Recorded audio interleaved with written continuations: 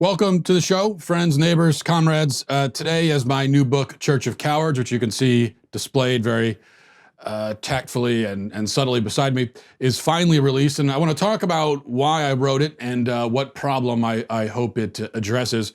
Also, the issue of student loan debt is center stage in many ways this campaign season. I think it's going to be one of the central issues of the 2020 election. And it's central to the rise of Bernie Sanders. So I want to discuss that, and specifically one of the biggest villains in the story of student debt, one group that is among the most responsible for driving the crisis, yet has escaped somehow, for the most part, the public's wrath. So I want to draw attention to that group and talk about that. Also, we'll do a roundup of 5 other news headlines worth knowing about, and a surprising person today must be canceled on the show. I have to cancel someone who it brings me no joy at all to cancel them, but I must do it. And we'll get to all of that coming up. But first, let's check with Ancestry DNA. You know, there are many paths to finding your family story, whichever way you choose, tracing your family generations back with a family tree, or uncovering your ethnicity with Ancestry DNA. It's easy to get started with Ancestry, and that's one of the things I want to highlight, is just how easy this is to do. I know when I did it, it seemed kind of daunting at first. I thought it'd be a whole complicated process. It's really not. It's very quick and easy to do. And then, you know, Ancestry DNA, it tells you where your ancestors are from, and also billions of records and millions of family trees let you discover their personal stories. So it's not just about the geographic locations, although that's a very interesting part of this. It's also about their stories and who they were and what they were like. So you could find out you have an infamous relative, or you could, you know, find a photo of your great-great-grandmother as a little girl. Many possibilities. Whatever you find, it's sure to change the whole way you look at your family history and also yourself. Ancestry DNA can reveal ethnic origins. They can provide historical details that bring unique family stories to life. And that was my experience with it. As I said, a very easy process, and it's just been fascinating to see, kind of discover more about who I am. And what I've discovered is that, and I think this is what everyone finds out, is that your family history is much more interesting and complicated and diverse than you ever expected. That certainly has been my experience. So you could start exploring your family story today. Head to my URL at ancestry.com/Matt to get your Ancestry DNA kit and start your free trial. That's ancestry.com/Matt. Ancestry.com/Matt. Okay, my book, Church of Cowards, released today. That is my second book. And I can tell you that after 2 books, I very much relate to, I think it was a quote from Dorothy Parker originally, who said, I hate writing, but I love having written. And that's very much my feeling on the day of a book release. It's a feeling of, I'm so glad that's over. And to be perfectly honest with you, this book I found especially difficult to write in some ways. And the reason is that it's an emotionally draining topic, one that I think we all may prefer at times to turn away from and ignore, but we can't. As Christians, we can't do that. We have to face it. And that's why I wrote the book. And I hope you'll go to Amazon and buy it. Or, you know, if you're old fashioned, you can go to an actual bookstore and pick up a physical copy there and buy it that way as well. Now, I call this book a Church of Cowards, a wake-up call to complacent Christians, because I believe that cowardice and complacency is the cancer, the poison that has seeped into the church in America. Now, you compare our situation to that of Christians in so many other parts of the world, especially in the Middle East, parts of Africa, parts of Asia, particularly North Korea, places like that. In those regions, Christians are directly, violently, bloodily persecuted, killed, martyred, thrown into concentration camps in a place like North Korea. And yet the faith itself, for those who remain alive and free, the faith is vibrant and strong and surviving, persisting. Christians in those countries really believe, it seems. Here, though, you know, we're under no real threat of violence, no threat of that kind of direct violent persecution. You can go to church on Sunday with minimal concern, perhaps not no concern, but minimal, that your physical safety and the safety of your family will be in jeopardy. And you can live your life as a Christian, go about your day, generally speaking, proclaim your faith. You can shout it from the rooftop if you want. And for the most part, the most you're going to face, at worst, is snide remarks, maybe from strangers, insults. Maybe some frowny face emojis will be tossed in your direction on Facebook. And yet, in this country, people are leaving the faith in droves. The situation is worse, really, than the statistics would show. Because if you look at the statistics, you'll find that the percentage of Christians has dropped over the years. But it will say, depending on where you look, it'll say that there are 80%, 80% or something of the American population is still Christian. Well, that's a smaller number than it was before, but even that number, I think we all know, is not accurate. It's not really 80%. Not really 80% of people who are truly believing Christians on fire with the faith, right? But if you do look at the polls and the surveys, and I cite a number of them in the book, you see that increasing numbers of Christians are denying basic doctrinal tenets of Christianity. We see that our children, the younger generation, they're not remaining in the faith. They're leaving, oftentimes around college age. Now, why should we, in our comfort and our luxury, be falling apart as a church, while the Christian communities that have every external reason to fall apart are not? Well, I think it comes down to complacency. We're sort of drifting along. We don't have to think much about our faith, about religion, about our mortality. We don't have to make sacrifices. Christ says, pick up your cross and follow me, but we feel like we don't have to. Why should we? Because life is comfortable. Life is supposed to be comfortable, we believe. And, I'd rather leave the cross outside, go inside and watch Netflix or something. And so there's a spiritual atrophy that happens. Now, many leaders of the church will not jolt people out of this stupor. They're not going to call their flocks to deeper and more authentic faith. They're not going to call their flocks to repentance because they don't want to scare people. They don't want to upset anybody. They don't want to run against the cultural grain. They're cowards. But their cowardice doesn't pay off on any level, really, because what they find is that their reluctance to challenge the people that are sitting in the pews only leads to those people being bored to death and deciding that there's really no reason for them to go to church or to remain active in the faith or to pay attention to Christianity at all, if this is all it has to offer. There's a reason why the conservative and Orthodox churches tend to be younger, more vibrant, bigger, healthier, more energetic, because those churches give people a reason to come, right? They give people an experience that is distinct from the culture, an experience that has a purpose, a direction.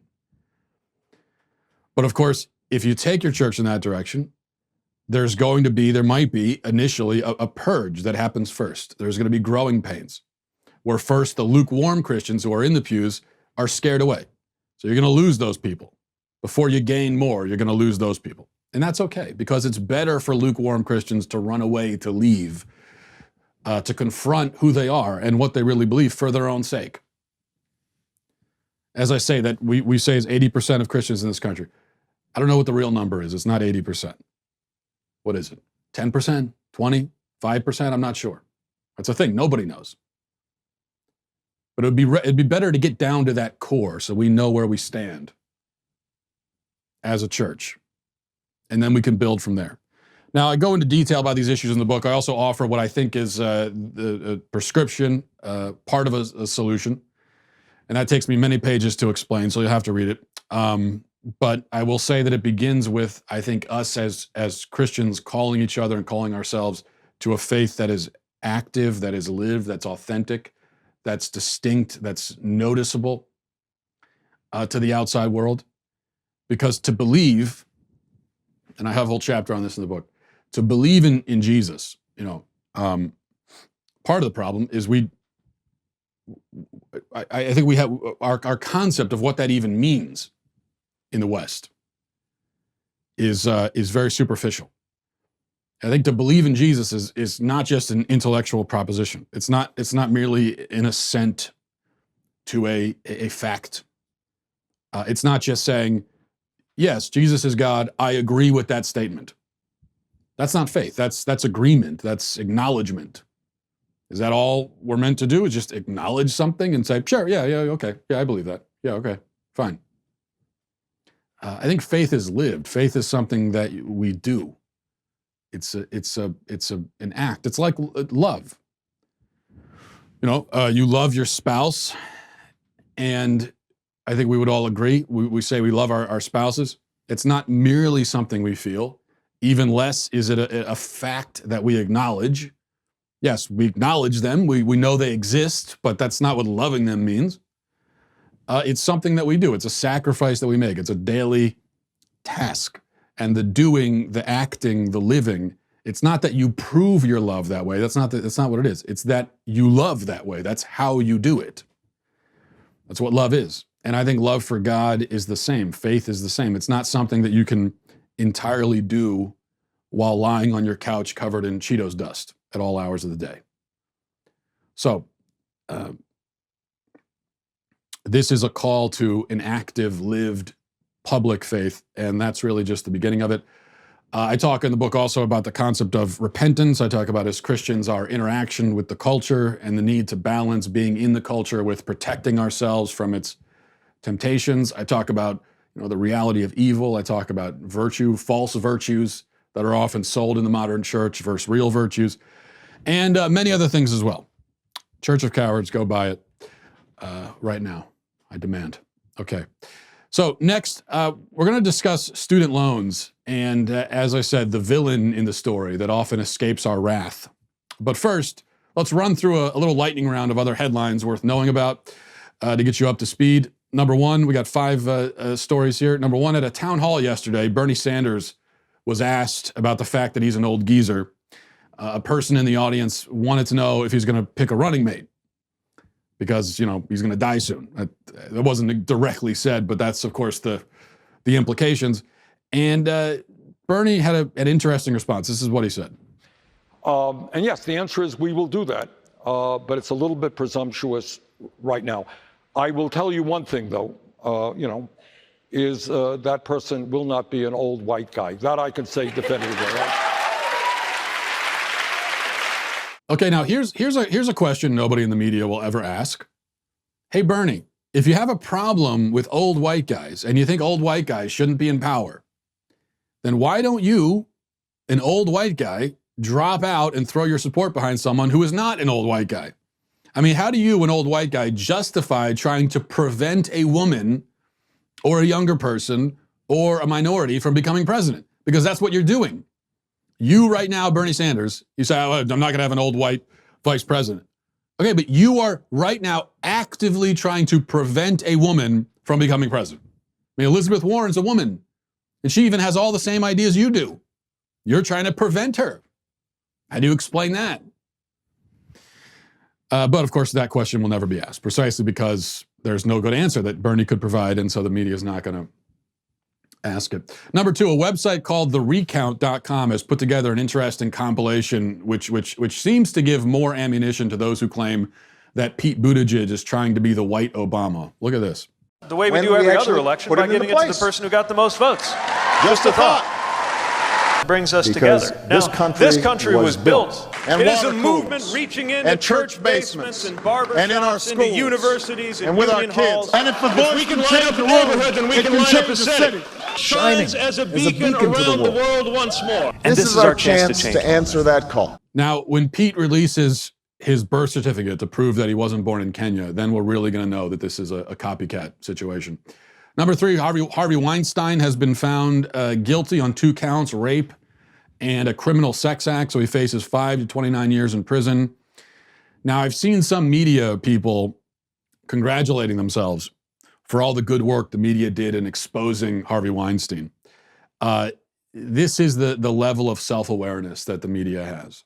They were the ones who refused to report on Weinstein's predatory behavior for decades, literally decades. Remember, it was an open secret. Everybody knew. So he's going to jail now, but he should have went to jail years and years ago. And if he had, there are many women who were victimized who would not have been. Hollywood protected him. The media protected him. Let's not forget that. Number 4, Pixar has a new movie coming out. This one is called Onward. Comes out, I think, this weekend, or maybe next weekend. It's about, from what I can tell from the previews, it's about 2 trolls who have to bring their dad's legs to a magical wizard or something so that they can retrieve his torso and the rest of him. That is actually the plot of the movie, or something like that. It's unique, at least. I'll give them that. But Pixar is, here's the not so unique part. They're really going for the woke points on this one, because this film will feature Pixar's first ever lesbian. There's going to be a lesbian character, and we're told that her lesbianism will be made explicitly clear. Hopefully not too explicit. This is a kid's movie after all, but you never know these days. I will never understand this idea, this claim that there aren't enough gay characters in movies and on TV, so we have to keep adding them in. And every time we do, there's cause for celebration. You know, it seems to me, based on my own, anecdotal experience, from what I've seen, there's a gay character on almost every TV show now. And every year there are movies about gay love affairs that are getting awards and so on and so on. So how much of this do we need before we can say that gay people are represented? Is it enough yet? Can we officially say they've been represented, or do we need? What exactly is the quota we're shooting for? That's my only question. Finally, 5, scientists have discovered the first known animal that doesn't breathe, which I find very interesting. It has no respiratory genes at all, which sets it apart from every other multicellular organism that we're aware of. This creature is, according to livescience.com, a gelatinous parasitic blob. So, anyway, I'm surprised to find out that Michael Moore doesn't have lungs. It's that was a cheap shot, but honestly, his name was the first one that popped into my head when I read gelatinous parasitic blob. It's not my fault. No offense intended. No offense. But that's just the first thing that popped into my head. All right. Now I want to talk about, as I said, this student loan issue. There are many villains in the story of the student debt bubble. The universities that charge exorbitant tuition rates simply because they can, bilking working families out of thousands of dollars for an education that isn't worth even a fraction of that cost. They should be first in line to absorb the blame. And it seems like somehow they're not. At least when you listen to somebody like Bernie Sanders talk about it, he's not pointing so much to the universities themselves, because, on the far left, you don't want to upset academia, because we want to trust academia. But I think they're first in line. I'd blame them first. But it's a long line indeed. The government has earned a hefty portion of our collective scorn for issuing these predatory loans to kids fresh out of high school with no assets, no income. And then blame goes to the public schools who are funneling kids into the university system indiscriminately, regardless of an individual kid's aptitudes and skill set, just pushing them all into colleges. Parents as well are adding to the pressure, which I'm convinced for many parents, pressuring their kids into a 4-year institution, it has as much to do with the parent's own vanity as it does their concern for their child. I'm not saying they're not concerned for their child, but I think part of it, at least, is that the parent wants to be able to say, my kid is going to such and such school. Parent doesn't want to say, my kid's not in college. But there's another group. So we can thank all of those people for the $1.5 trillion in student debt. There's another group, though, that seems to have largely somehow escaped the public's wrath, despite their unique role in driving this problem, and that would be employers. We take it for granted that our kids need, quote unquote, to obtain a college degree because so many jobs require them, but the need is artificial. In the vast majority of cases, thousands of employers across the country have chosen to artificially inflate their job requirements, often demanding that applicants have degrees for positions that absolutely do not really necessitate them. And they've chosen to do this, and it's only getting worse. Positions that didn't require any degree 20 years ago now require a bachelor's degree, and positions that required a bachelor's degree 20 years ago now require a master's. And before you know it, you're going to need to have a PhD to be a sales associate. at J.C. Penney. This again is artificial. People without degrees could perform the tasks necessary for most of these positions, but employers disqualify them from consideration right out of the gate, and for no good reason. Now, obviously, and every time I talk about this, I hear from people saying, "What about doctors and lawyers?" And yes, obviously, some jobs do require additional formal schooling, but not every job does, and not even most jobs. Nobody is suggesting that a guy with a high school diploma should be hired right off the street by Johns Hopkins to perform brain surgery. No one is suggesting that. But most jobs outside of science and medicine have to be learned by doing. You know, the vast majority of people who right now have a job, any job, outside of science and medicine, almost everything they're doing right now, I mean, including you, if you're listening to this and you have a job and that's not in the science and medicine field, most likely, if you think about it, everything you do in your job, you learned how to do in the job itself. Or these were skills that you brought in on your own that had nothing to do with schooling whatsoever. That's how most jobs are learned. They're learned by doing. Now, it's not as though one excuse you hear is, well, companies are saving money on having to train new hires by requiring the college degree. And so this is about saving money. That's not the case. The companies still have to train the college graduates. You know, these employers are discovering to their shock somehow that, you know, when someone comes in at the age of 23 and they've been in a classroom their whole life and haven't done anything, you still have to train them just as much as you would have to train someone without a college degree. So what's the point of the degree? It serves no purpose, no function. Now,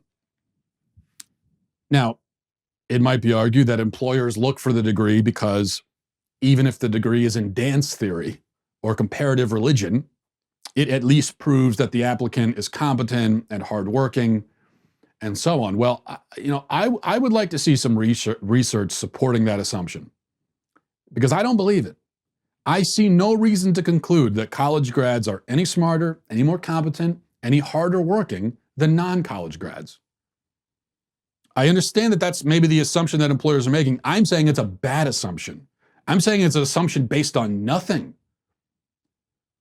In fact, I would wager that the scales probably tip the other way because a 23-year-old who's been working and supporting himself since the age of 18 has already demonstrated at a minimum that he has the basic life skills necessary to be a functioning adult in society. There are many college grads who don't even have that.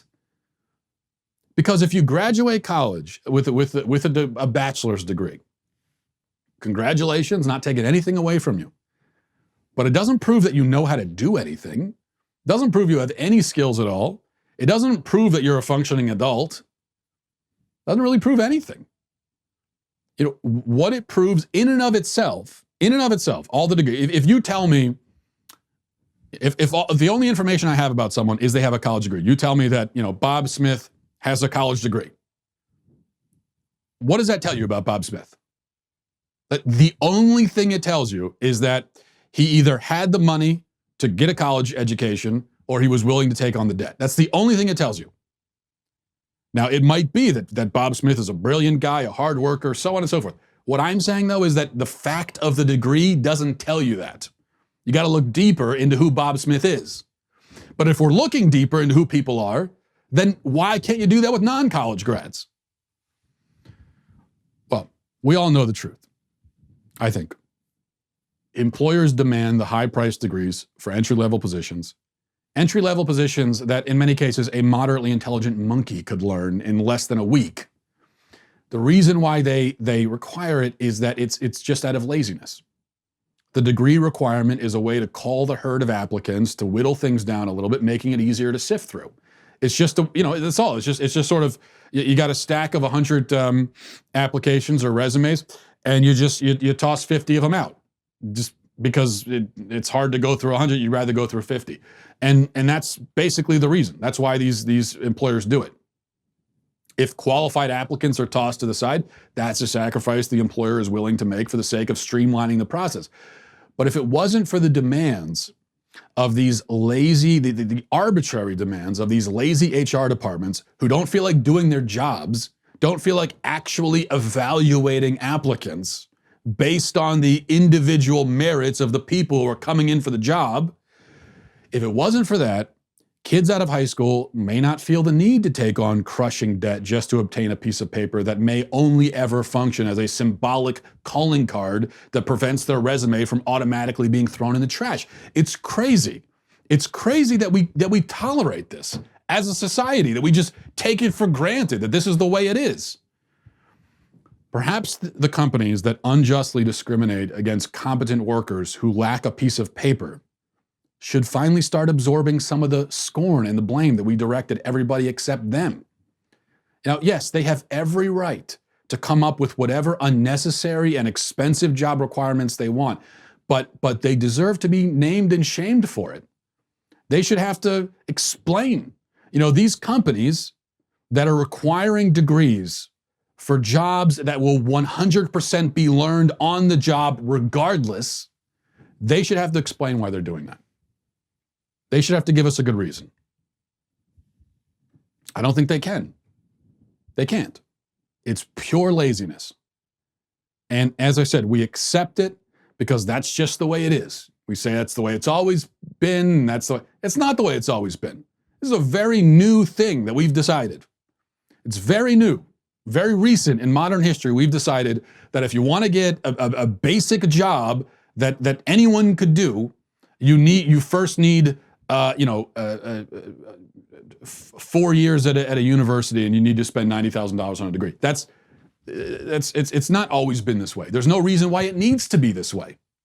We've just decided that it will be. And I think we should probably make other decisions.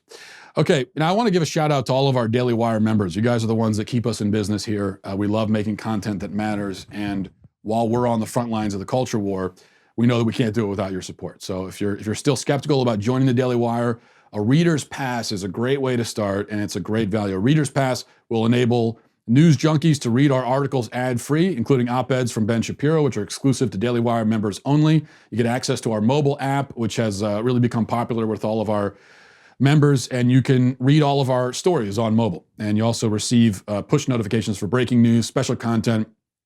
It's perfect for when you want to stay up to date on the go. This membership tier is already at a bargain at $3 a month. It's hard to get cheaper than that, but it just did get cheaper than that. Right now, we're offering 1 month at 99 cents. That's mobile, ad-free access to all of our Daily Wire news, exclusive op-eds from Ben Shapiro, breaking news and updates on our mobile app, and all for the low price of $1, less than $1. So give it a shot. It's worth it. And now it's time for our daily cancellation. And today I'm afraid that I have to cancel someone, and I have to cancel myself. I am canceled, and I wish I didn't have to be canceled, especially on the day that my book comes out. It's not a very advantageous time, but I have no choice. There's, of course, a list of reasons 5 light years long for why I should be canceled, and I have been canceled time and time again. The reason this time, though, is that this weekend, for the second time in as many weeks, I managed to dump a whole cup of coffee in a Starbucks. A whole venti cup of coffee, dumped on the ground, splattered everywhere. Everywhere. If you've ever spilled something in public, you know that somehow it manages. It's like it defies the laws of physics. And you dump it, and 100 feet away, there's splatters still. So that's what I did. And in fact, I have, and this is going to sound like an exaggeration, but it's really not. I have now spilled an entire cup of coffee in a Starbucks 5 times in the last year. 5 times. This is my 5th time doing it, all in different locations. I'm like a terrorist on a spilling spree all across the eastern seaboard. Now, I'm not doing it on purpose. I am just a very clumsy and awkward person, and I have long limbs that I can't control. So when I walk, I'm just flailing all over the place, knocking things over everywhere I go. I'm like a drunken Gumby, basically barreling around. Although I have to say that Starbucks, in fairness to me, Starbucks should be partially canceled as well. This is partially their fault, because part of the problem is, yes, I'm a bumbling oaf. That's true. But their tables are so small. So I'm sitting at their thumbtack-sized table, and I've got my my laptop and I got the cup of coffee. I move my laptop slightly, cup knocks over. This has happened 5 times already the last year. And then there's the awkward thing of I have to go to the counter and tell them that I spilled something. And then I always offer to clean it, but it's more symbolic because I know that they can't accept my offer. So they have to send the girl out with the mop. And then there's the even more awkward thing where I have to ask for another coffee because I still need my coffee. Let's be real here. And then as the girl is mopping it up, I just slink out the other door and disappear into the fog, never to be seen again. Though nothing could be worse. I mean, that was bad enough. Nothing could be worse than the time, and this happened in the past year also. The time when I dropped a bottle of red wine in the grocery store. As I was going up to pay for it, I dropped it. Red wine everywhere. I mean, everywhere. And the guy came up, the employee came up, and he saw it, and these were his exact words. He said, "Oh my God," just like that. You never want that reaction when you're out in public from anybody for any reason. And I tried I admit, I tried to pass the buck a little bit. I said, yeah, I don't know what happened. I think the glass in your wine bottles is kind of weak. You guys have a weak glass problem. You should probably look into that. I don't know what, someone could get hurt. I don't know. Well, I don't know how this happened. It was not me. I mean, it just happened. And then again, I left and I never returned to the places where I spill things. At this point, my options of places where I can go has been severely limited. So that's why I unfortunately have to be canceled. I don't exempt myself from the canceling, and I never would do that. But I forge on ahead anyway, in spite of being canceled. All right, let's go to emails. We'll read a few emails now. This is mattwalshshow@gmail.com. mattwalshshow@gmail.com is the email address. This is from Michael. Says, "Hey Matt, as a former infantry Marine with 2 deployments to the Middle East, I appreciate your commenting on that story that the Commandant of the Corps says that he has new priorities. It's beyond dumb and is going to make the Corps more combat ineffective. Anyway, thanks for throwing that in there. Notice you haven't been answering questions on the show recently, but I'll ask a question anyway. When you rise to your rightful place as the supreme tyrannical dictator, will you allow the Marines and other services to grow beards while serving? Thanks, man. Love the show." Well, Michael, not only will I allow the Marines to grow beards, but I will require it. I think this should be a requirement. I believe that the prohibition of beards in the military is one of the great moral outrages that we currently face as a society. I also think it puts lives at risk because everybody knows that men become stronger and more resilient as they grow their facial hair. And so I think, look, you go back to the Civil War, and there were glorious facial hair styles on display. In fact, back in those days, it was understood that one of the primary roles of the military was to promote facial hair and model new facial hair styles. And I would like to get back to that point. So yes, absolutely. This is from Matt. Says, "Matt, as a fellow Matt, I have to say that you missed the mark on today's show when you stated that 10 years from now, nearly all leftists will be arguing in favor of pedophilia. Although the leftists are absurdly arguing that children can choose their own gender, I highly doubt that even a significant portion of leftists will actually advocate pedophilia. Yes, you could argue that if a 5-year-old child has the mental and emotional capacity to choose his or her gender, then the natural extension of this is that they must have enough maturity to consent to sexual activity. However, I just don't buy it. There is no way that our society will allow things to progress that far, although as I type this, I realize that in 2010, I would have stated that 10 years from then, there is no way our society would be advocating that 5-year-old boys could decide that they're actually 5-year-old girls. Who knows, maybe they are that crazy." Well, Matt, you said it yourself, 10 years ago, you could not have possibly imagined or predicted that 10 years in the future, in 2020, all leftists in the country, all of them, including, in the mainstream, Democrats, presidential candidates would be saying that 3-year-old boys can choose to become girls. You would not have predicted that, and if somebody had predicted that to you 10 years ago, you would have thought they were crazy. And so that should be enough reason to give you pause when I talk about this. You would have reacted 10 years ago to that the way you're reacting now when I talk about how 10 years in the future, the left's going to be advocating for pedophilia. There's a logical progression here. I'm not issuing some kind of prophecy based on a vision of the future I had in a dream. That's not what's happening here. I'm saying there's a logical conclusion. If children have the emotional and psychological capacity to decide to change their gender, if they have this capacity even as toddlers, and if their decisions should be respected so much and trusted so much that we even give them drugs to chemically castrate them to aid them in their transformation into girls, then it's not a far leap to say that they have the mental and emotional capacity to consent to sex. If they can consent to a sex change, then why not a sex act? So yes, 10 years from now, we will be told that we need to respect the lifestyle choices of adults who have sex with children. That's what we're going to be told. We're going to be told that children are perfectly able to consent, and that if they want to be in these relationships, we should respect it, and it's bigotry for us to do otherwise. That's where we're headed. Unless we as a culture revolt against this nonsense and put a stop to it. But if we let it continue on the path it's going, that's where it goes. Finally, this is from Connor, says, Matt, I read your article about blaming employers for the debt problem. You sound like a socialist yourself. First of all, employers have the right to make these decisions. What happened to the right of business owners? Second, it is perfectly valid for them to focus on college graduates. They will know that college graduates at least have basic literacy and are capable of completing tasks. Your rant was silly. Well, Connor, I never said that employers don't have the right. Okay, so I'm talking about what is the right thing to do. I'm not talking about what we have the right to do. This is two different concepts, so that's completely irrelevant. Second, I need a citation needed, okay? You say that college graduates are going to be better able to complete tasks and they have basic literacy. Well, as far as basic literacy, you can easily tell that. You don't need a college degree to tell that someone's basically literate. Just by interviewing them and by looking at their resume, that should be enough to tell you.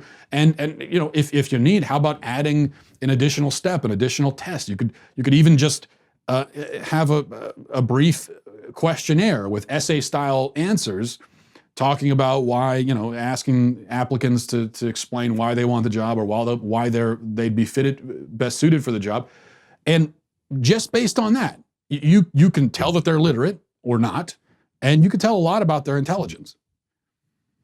As far as being able to complete tasks, well, call me crazy, but if somebody has work experience, if they've been at a job, especially a related job for a number of years, that tells me they can complete tasks. They can do things. It tells me more than a degree does.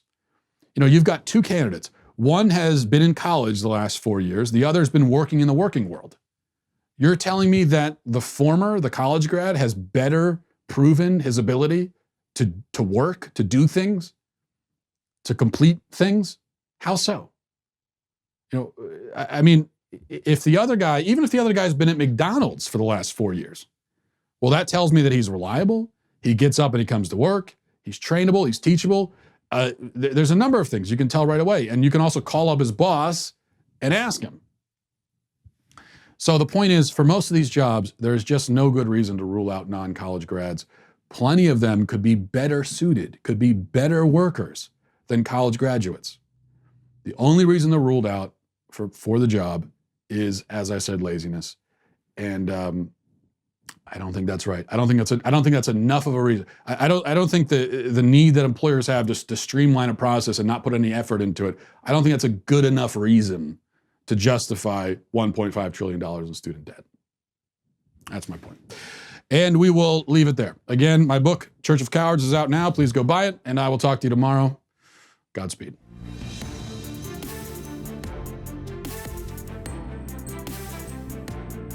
The Matt Walsh Show is produced by Sean Hampton, executive producer Jeremy Boring, supervising producer Mathis Glover, supervising producer Robert Sterling, technical producer Austin Stevens, editor Danny D'Amico, audio mixer Robin Fenderson. The Matt Walsh Show is a Daily Wire production, copyright Daily Wire 2020. If you prefer facts over feelings, aren't offended by the brutal truth, and you can still laugh at the insanity filling our national news cycle, well, tune in to The Ben Shapiro Show. We'll get a whole lot of that and much more. See you there.